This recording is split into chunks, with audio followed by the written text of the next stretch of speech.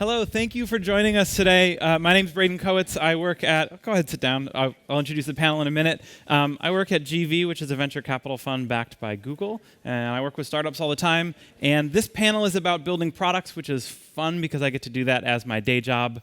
But when I get stuck and have questions, I turn to some of these folks for answers.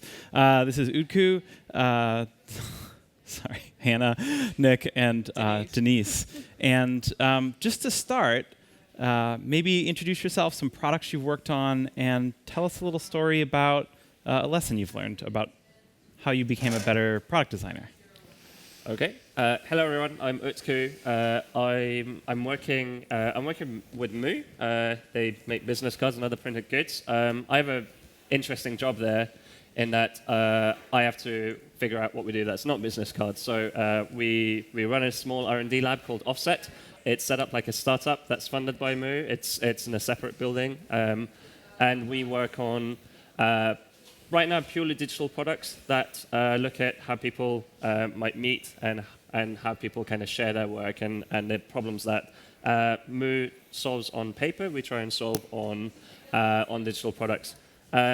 Before that, I was the creative director at an agency called Mint Digital, which, weirdly enough, was good at making digital products and was trying really hard to make physical products.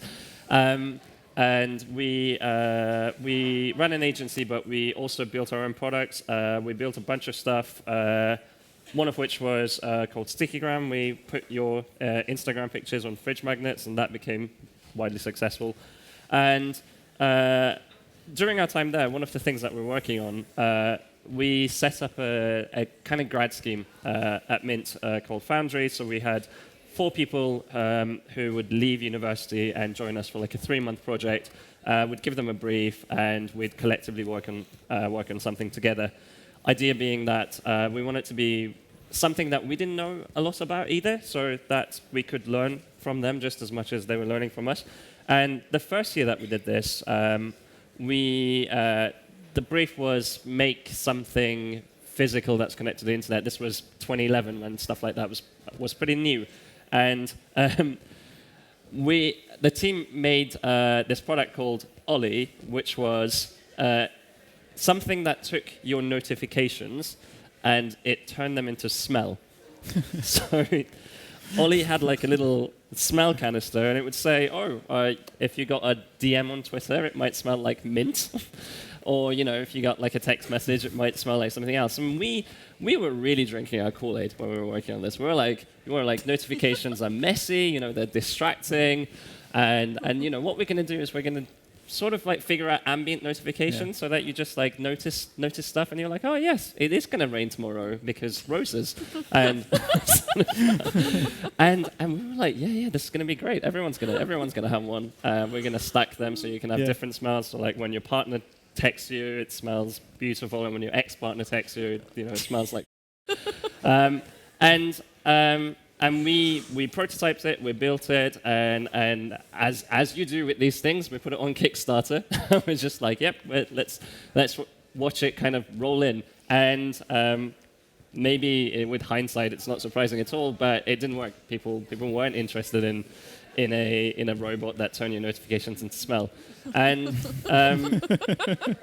when we were sort of thinking about this and we were trying to figure out what kind of happened, something that I think we stumbled on was, I remember us saying, does anyone in us, the team that we're building, does anyone use this thing? Like, have any of you used it while we were making it? And like the entire company was just silent. No one was using the thing that we were so convinced that people were going to do this new behavior that we were talking about, fully convinced ourselves that this was going to be a thing that what we're doing, but no one was actually doing it. And it almost sounds too simple. I feel like a bit of an idiot saying, well, yeah, none of us were using it, so why did we think it would work? But yeah, I guess sometimes you need it thrown at your face like that to really kind of understand the lesson. When people always talk about, make stuff that you yourself understand, that you use, but yeah, sometimes it takes something like that for you to come to that realization that, people know what they're talking about when they say that. Yeah, new behaviors are very hard to set up. Yeah, for sure. Hannah, how about you? Sure. Hi, everyone. My name is Hannah, and I work for a new music startup in New York called Drip, and we are reinventing fan clubs for the modern musician. Before that, I ran my own company called This Is My Jam, and I lived here in London, where before that, was the creative director at Last FM. And while I was at Last FM, I think the most important lesson that I learned that really shaped my career as a product designer and as a design leader is the lesson of how important it is to be vulnerable in front of your team, and how that is actually where power lies as a design leader.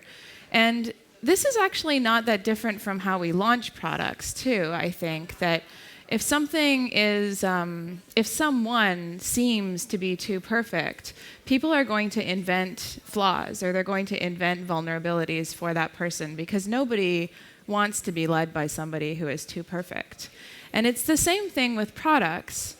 If the product looks too perfect, it doesn't seem, I think, like it could be real. And we all know, too, that there are lots of flaws when we launch things. And so being a little bit more upfront about what the flaws are and talking about those vulnerabilities with your user base, I think is a really great way to breed empathy with your users. When I was working on This Is My Jam, we had a lot of problems with it, but one of our biggest problems that we didn't have a whole lot of control around was dealing with the third parties that we interoperated with. For instance, YouTube, when it would throw an error, something would happen, and the user would see something that we couldn't really control that much. And we kept on getting a lot of customer support requests about this that were just sort of hard to deal with, and I got sick of emailing people and saying like, oh, I'm sorry, yeah, that happens sometimes. And so what we did is we invented a story for this flaw, for this vulnerability. We invented these things called the jam bots, which were these like fictitious robots that helped put your jams on the screens. And when something went wrong with YouTube, or we had an error that we couldn't deal with, I would email people back and I'd be like, oh, I'm really sorry, the jam bots were drinking last night. They're like a little loopy this morning, like let's see if we can fix this. And so users started responding to this really positively, and we turned this flaw, this vulnerability, into a story that actually made sense, and people liked it. We ended up using them like on our downtime screens and stuff like that. So that would be my biggest lesson as a product designer, is the power in vulnerability. Thanks. Hey, Nick. Hi, my name's Nick Marsh. I'm currently the head of product at a company called Lost My Name. We're a kids' personalized book publishing company. Before that, I ran my own company called Makeshift that was a sort of weird sort of startup studio developing different kinds of apps and products. And before that, worked in digital design consultancy for some time. And I was thinking, that's about the sort of the revelation question. It's like, what have I learned? And I think it builds a bit on, what Utku is saying about, working on products that you yourself use. And my story, I think, is about when I was doing design consulting. I was working with a guy called Asi, who he had this idea for a kid's book, and we were always like going out and pitching and trying to win projects and stuff like that. And he was like, "Oh, I've got this idea for this book, so I really think it's a good idea." And I was like, "Yeah, Asi, whatever, put it to one side." And I went off to go and do a company that was full of like big ideas about we were going to develop all kinds of software for businesses, and it was going to be really interesting. And it didn't really work out for lots of complicated reasons. And I sort of stayed friends with Asi. And meanwhile, his little kids publishing idea had blossomed into this company called Lost My Name. And they sort of received all this investment. They had this new office and stuff. And he said, why don't you come and work with me now? And for me, that sort of move over to working there was this like real sort of moment of realizing that the things you should really sort of concentrate on is not just like products that you like, but working also with people who are your friends. And I think sort of trying to find that unity in the work of the things you make and the people you work with matching up. And since then, it's just been, this job that I have now, I feel very lucky because for the first time ever, not only do I, use the product and, use these kind of products all the time, but they sort of have this deep meaning in my life. I've got young children at the moment. And so sort of every night when I'm reading kids' storybooks, I'm sort of doing research and trying to understand more about these kinds of products. And it's the first time I could ever explain what I do to my children as well, which is really nice. And so I think, my sort of lesson was like, once you sort of reach that point, in your career where you do have choices about what you can do, I think like the really, really simple way of figuring out what's the right thing to do is to think about the people you enjoy working with and just work with them. There's work for me. Yeah. Cool. Denise? Hello, I'm Denise. I currently work for a startup called Workable, who make recruitment software, which is one of those things that until you need it, you just don't know why anybody would need it or what it is or what it even does. If you want to know what it does, you can look it up. This is not a sales pitch. Before I worked for Workable, I worked for a company called Berg, and we made a product. We did lots of things really, but we made a product called Little Printer, which was an IoT product, Internet of Things. So a very nice chance to make a mixture of physical and digital product. And prior to that, I worked for Moo. I was the original creative director there. So again, a nice mix of physical and digital, but the physical had no digital in it. Once you got it, it was just physical, and that was that. I've really enjoyed that, actually, the mix of physical product and digital stuff. And it's interesting listening to everybody else's kind of learnings, because every time anyone says something like, I've got a thing about that. But I'll, so the thing you were talking about with Utku was sort of saying, nobody wanted our product. I think one of the things that I've learned relating to that is just because you can doesn't mean you should. Like, there's a lot of tech that is amazing. I think I was having quite a long conversation last night with somebody about kind of AR and VR and stuff like that. And, the kind of alternate reality, you pick up the phone and look around and see things like you can do that, but nobody's really used it yet. Nobody's worked out what it's for. Like, just because you can doesn't really mean you should.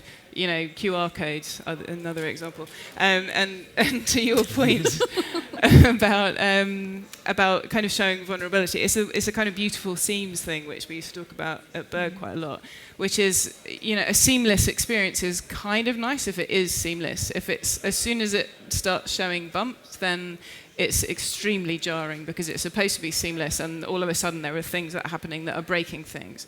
And we did a very similar thing to you at Moo. We had, when you placed an order, you would get an email from Little Moo, which was an auto-generated email. It said it was auto-generated. It was like, I am a robot. This is what's going on. And we had, way back when we launched stickers, we had a problem with some of the data. We didn't record the cover data. People could choose the cover, the color of their cover for their sticker book. And that data got lost. So we sent an email from Little Moo, and we kind of apologized, and Little Moo was like, I'm sorry, I felt like a bit of an idiot, like, this is what's happened. And the email was so nice that lots of people were just like, oh, I didn't get that email. I wish I'd got that email. And it's like, wait, you wish that we'd screwed your order up just so you could get that email. And it's a way of turning something, like not so good into something that people will forgive. They don't love it. People aren't going to be thrilled when things don't work, but they might forgive you. But I guess my kind of one of the lessons that I've learned from really working from Moo, and before that in a way, because I started in magazines, but to now, is that it takes an army of people to make a product. And it's really brilliant that we're all product designers, and it's really great, and I think people are understanding service design a lot more now. But, there's also customer service, and there's the warehouse, and, in Moo's case, there was the packaging.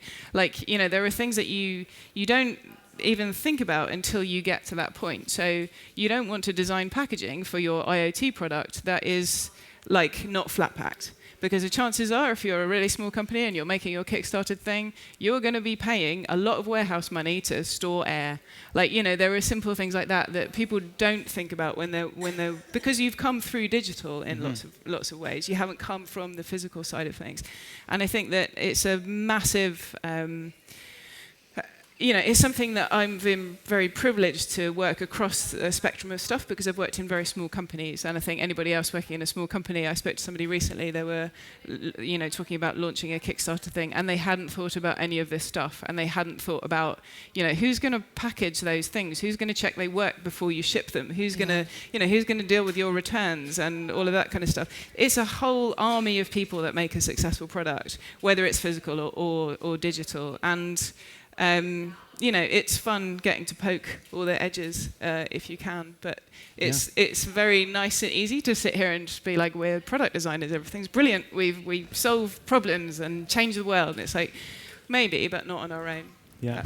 And when you have to work with all those people, you have to figure out how the interface and how you're going to do it all together. Yeah. I saw Luna's talk this morning was amazing, and at the break at lunch I was looking up her conditional design manifesto, and there was a line in there that said, I'm trying to get this right, the process is the product. And I'm kind of curious how you stay mindful about your product development process. How do you talk about it on your team? Do you talk about it on your team? Do you use something off the shelf? Do you use something that works just for you? How do you do that? Do you mean in terms of how the product gets built? Yeah. The digital products get built? Yeah. Well, now I've clarified that. Someone else can answer. Who wants to go first? You go first. Yeah. Yeah, I mean, process is critical. I've said before, I think, in one talk, I'm trying to remember the line, but like you can have like an ace team of like the most hot people ever, and if they don't have the right process, I can see the whole thing fall apart. And I've seen this happen. I actually saw it happen once at Last.fm, where we had like the best people on the job, and the process wasn't defined, and the product just turned out terribly. So process is really important. I think there's two things that I do with my teams process-wise. The first one is before we start working on anything, we talk about how we're going to do it and what tool we're going to use for the job. I'm really big on the idea that as we gain experience as designers, we add more tools to our tool belt. Are you talking like Photoshop or Sketch or anything? Yeah. It could be like a whiteboard session. It could be a wireframe. It could be a prototype. It could be sketching in code. It could be Photoshop. It could be whatever. But as we learn and as we grow and as we get more experienced, we add more tools to the tool belt, sort of, and you learn how to use them all at the appropriate time. The same way that if you had an actual tool belt, you wouldn't use like a hammer to do every job. You would use a screwdriver or whatever else you need to pull out of your tool belt. And so I'm big on using the right tool for the job, because I think often what happens with process is it gets defined as something that's too linear. And it's like, okay, we approach every project the exact same way, where we always do these certain steps. And that's not necessarily the case. Some projects, it's a back of the napkin sketch. Some projects, it's a whiteboard session. Some projects, it's a very high fidelity Photoshop mockup or Sketch mockup or whatever. So I always talk about how we're going to do it first. And then the second thing that I do is something that I learned once at a panel at South by Southwest, and I wish I can remember who gave this, because it was a brilliant piece of advice that I've used ever since. But if this person is watching this video at some point, please tell me.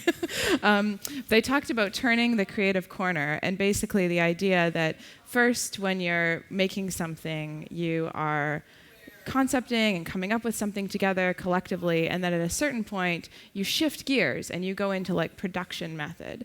And these two things, these two modes of working, are actually really, really different.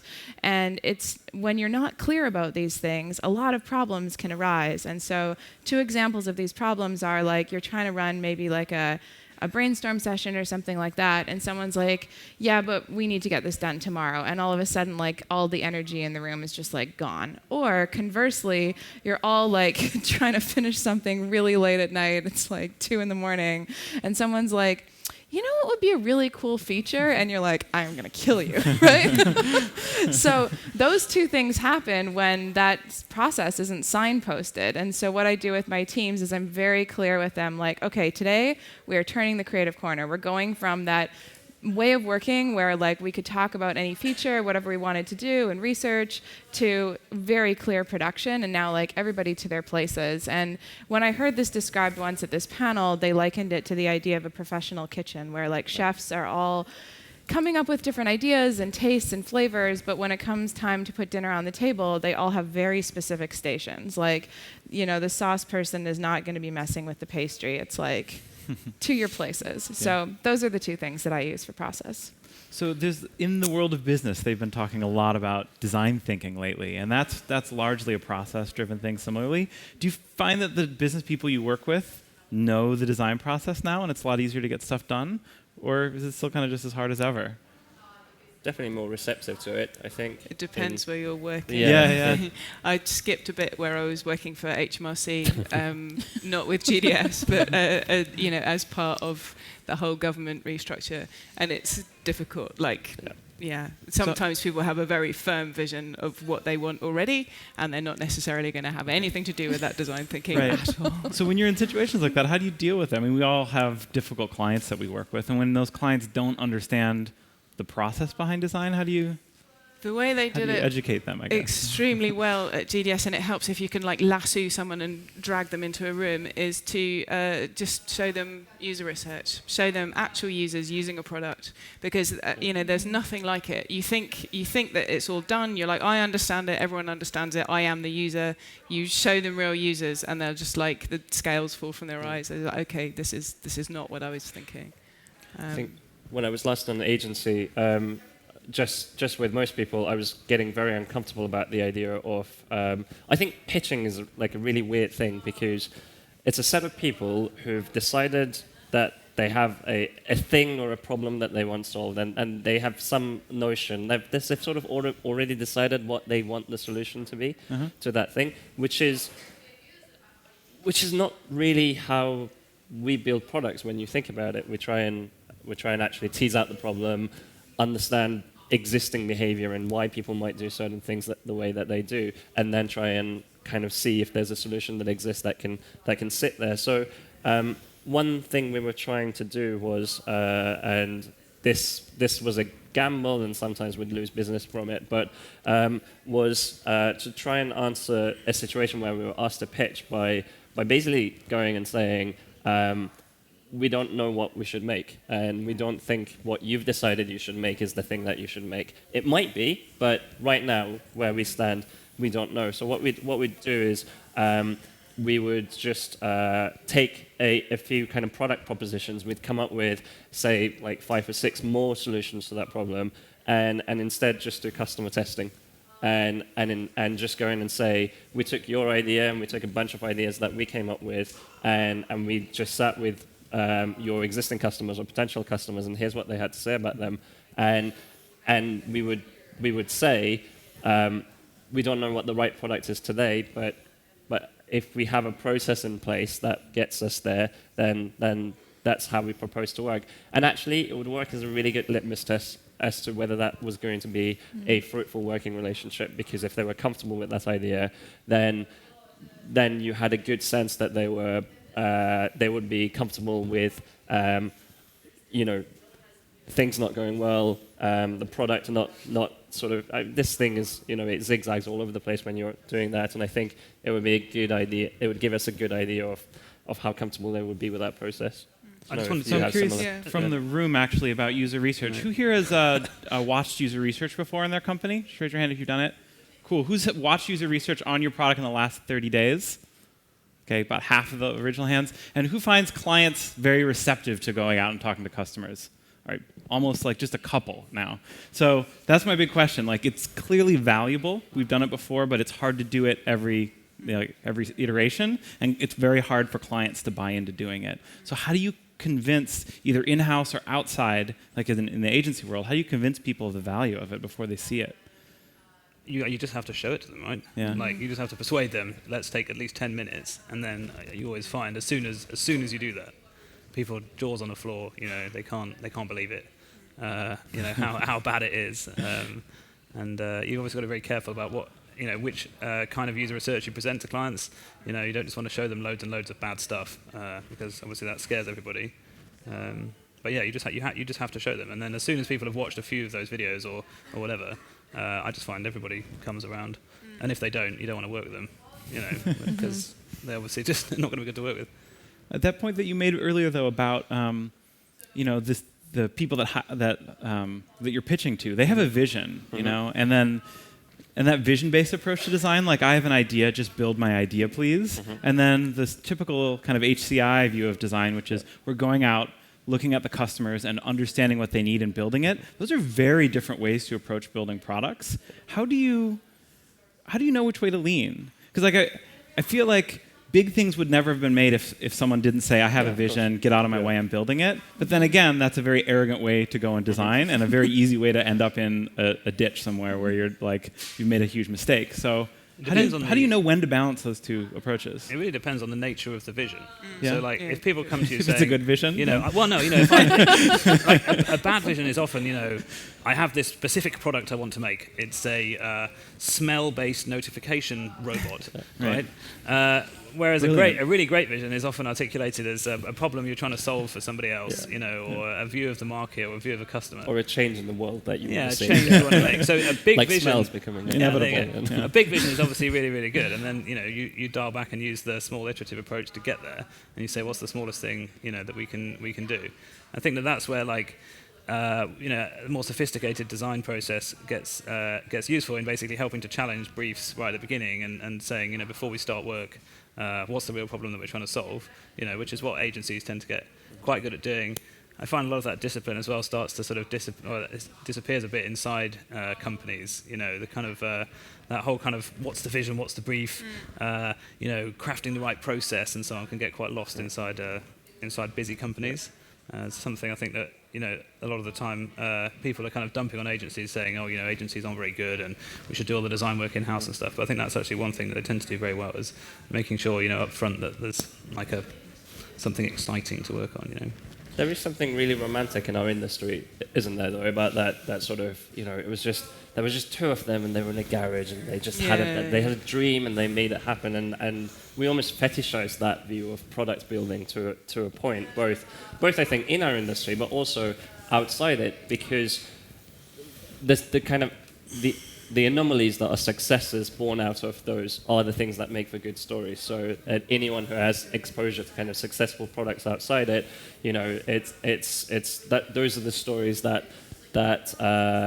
make it. There's nothing too sexy about kind of people saying, well, we did sort of think about it and we went this way and that didn't work and then we did this and we spoke to some people and ultimately we made something that solves a problem for them. That's great, but there isn't there's not enough Hollywood in that. Yeah. I just want those stories get truncated too, right? What we don't often talk about is the part before people have the idea, right. Which is actually the part that has more in common with the traditional HCI way of going about things, which is a lot of watching and learning. I had many people ask me, how did you come up with the idea for This Is My Jam with your co-founder? And they want to hear a story that was oh yeah, one day we were just bam, here it is, lightning bolt hit me. And it was of course it didn't work like that. We had spent years working in the music industry, understanding the market, the legalities, the pain points for users, years and years watching all this stuff before we had that idea. And then it came to us. That's, I think, the part that often gets left out of these stories is, sure, you can have a vision, but usually the vision comes from a lot of observation and research and tinkering beforehand, and that comes from passion. You don't spend that much time thinking about something so deeply if you're not super passionate about it to begin with. So as you're making decisions about the product and you're pulled through to the customer's needs and you're pulled by your vision as well, whether that's based in data or experience or just you want to build a smell machine. Not going to let it go, are you? No, I'm not. Yeah. There's this other thing that pulls us as well, which is data, and that's something that's changed in the world of design the last couple of years, where you have these growth teams. So you put a button on the page and you're look, it should be blue, and they tell you you'll have 5% better conversion if you make it this shocking pink. How do you? Hannah's not surprised. Make the button gold, okay? So how do you balance those two things? Should you always do what makes better conversion? And then how do you make a good argument back to your team about when something should be for a design principle instead of for the best conversion or the best metrics? It's very hard. Yeah? It's really hard. Yeah, understanding whether you've achieved a local maximum inside a given design basically is almost an impossible problem. I think it's all about relationships inside the company, and it's just about having respect for the work that those people are doing, and those guys having respect for the work that you're doing, and working together. It is really difficult though when somebody can basically slap a spreadsheet in front of you and say, well, I'm sorry, but this new design is performing 1.4% worse than the old design. So rolling back to the old design, you're like, but guys, there's a plan. It's like it's all going to fit together. It's going to be amazing. And yeah, it's really difficult. I guess it's where again, like sort of qualitative user research and vision and so on is where you can sort of bring that in and say, okay, this isn't working, but we're going to stick with this like core idea, and we'll go and change it a bit because we're on a mission here. We're going in this direction. So I think that's the thing that's most frustrating to designers, because on the one side you've got the qualitative research, and you've learned we think this works better for all these because of all these conversations we've had with customers. But then the spreadsheet lands and it says it's converting at 5% less. But you've got to be humble. You've got to be humble. Like, it's true. The thing is, you have to respect the fact that that's a fact. Yeah. Right? And you've got to deal with that fact. So you can't just ignore it. Like, data. It's no different to clients, is it? Yeah. So, I don't know. We've talked about this before. Yeah. We were talking about just like when do you trust your gut and when do you have to go with it. I think there's one thing in teams. My general approach to this is to kind of say, you're working with these people for a reason. You hopefully trust their opinion and trust their gut feeling about something. Anyway, before at the decision-making stage, how do you decide to kind of go against it? I think there's something to be said about if someone feels so passionate about something that they are willing to kind of just say, I don't know why, but I really believe we should do this. I feel like you kind of have to give them a shot. Unless it's ridiculous and to the detriment of everything that you're doing, I kind of feel like sometimes you just have to take that hit, and it's not the end of the world if it converts 5% less. One practical thing, as we've basically got this conversion rate optimization team, right? In my work, so they have an acronym for that. Crow, yeah. Everything's Crow. Little crows all over everything. They got the Crow-munity that you can be part of. You get little crow badges. No, it's completely real. And everything's Crow. There's puns everywhere. But one thing that we've done basically is, put a really great designer sitting next to the guy who's in charge of all this stuff, and they work together. So, we don't ship tests that don't look pretty good anyway, right? I think it's just a really obvious, just get people working together. It's not a separate thing. And actually, conversion rate optimization is more of a methodology, really, that everybody should be using in the business. We should all be interested in increasing conversion. Yeah, the point is you are there to try and sell things. Yeah. It's it's not art. If you want to make art, then that's a separate thing. But if you're trying to... I want to emphasize the point that you made about it's not a separate thing. I think it's a big part of our job as product designers is to hold in balance the holistic vision for something with the incremental change or feature, whatever we're doing right now. It's sort of the short view and the long view. And we're constantly calibrating and recalibrating that with every single thing that we do. And so when you get some data back on one specific thing, the worst thing I think you can do is just look at that in isolation, because nothing exists in isolation. Everything we do is a system. And so when you start looking at that piece of data with how it relates to the system or the bigger vision, or are all the pieces there that need to be there for this to make sense, then you can start formulating a better argument and crafting a better story, or going out and testing it again with something that's going to give you more information. Absolutely. I think increasingly as well, because my company's getting a bit bigger, I spend a lot of my time just thinking about who should work with who. And that's one of the ways of getting those tensions and so on right. And actually, a lot of the work is sort of building on your idea that it takes an army of people, right?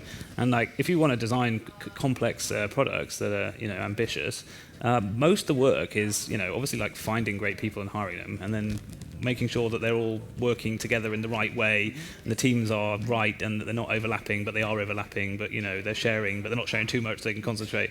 And actually, I find most of my work is about people and checking who's working on what with who, and then occasionally sort of doing a little bit of design that's kind of quite abstract. It's we should all go in this direction, but it's not actually sort of crafting the details, because there's loads of other people who really focused on that.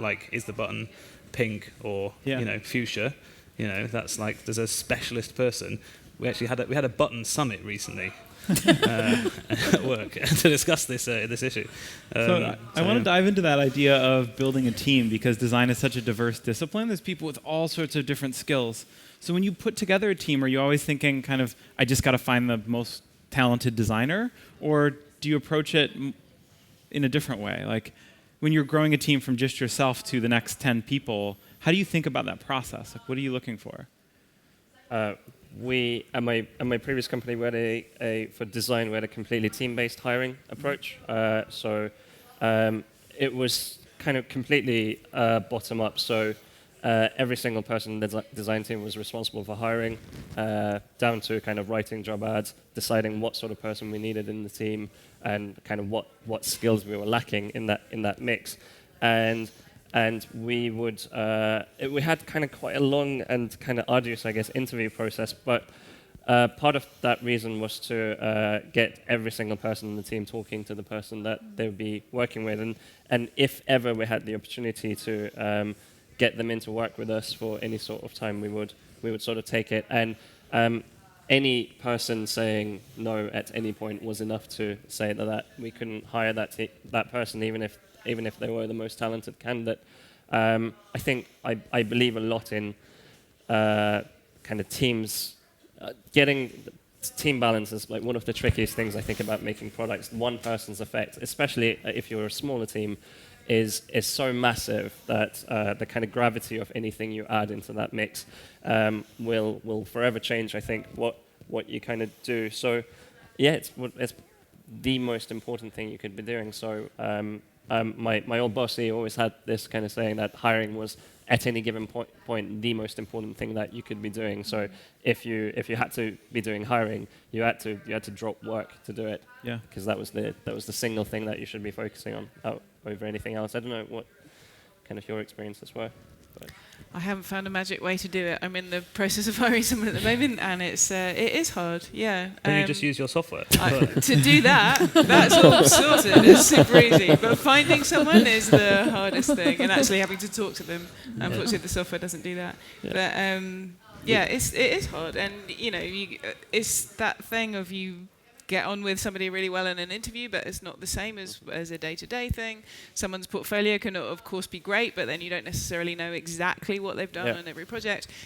Pretty much, you could probably poll everybody in this room, and I'm sure loads of people here have worked on the iPlayer, like everyone's designed the iPlayer. There's loads of things that you look at that crop up on everybody's CVs, and it's like, what did you do on those things? So it's very hard.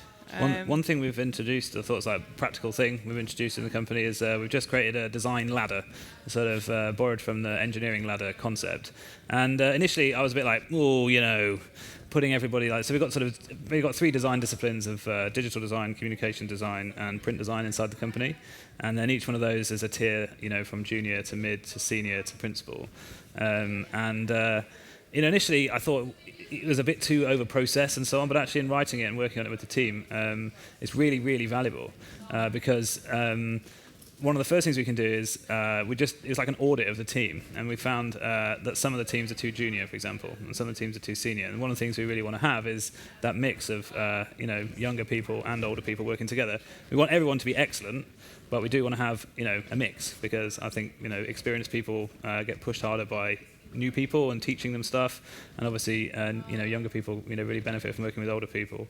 And then it's also really clear for everybody like how what they need to do, basically, if they want to progress their career. And it's not based on so much on like relationships and like going out for beers with somebody or whatever. Instead, it's quite clear, and it's kind of you want to get to senior designer.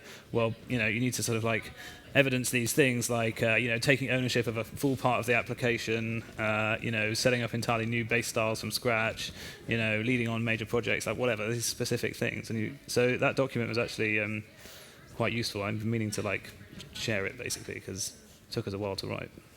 I think it's a beautiful point to end on. Thank you so much. Thank you. Please, a round of applause for our panelists.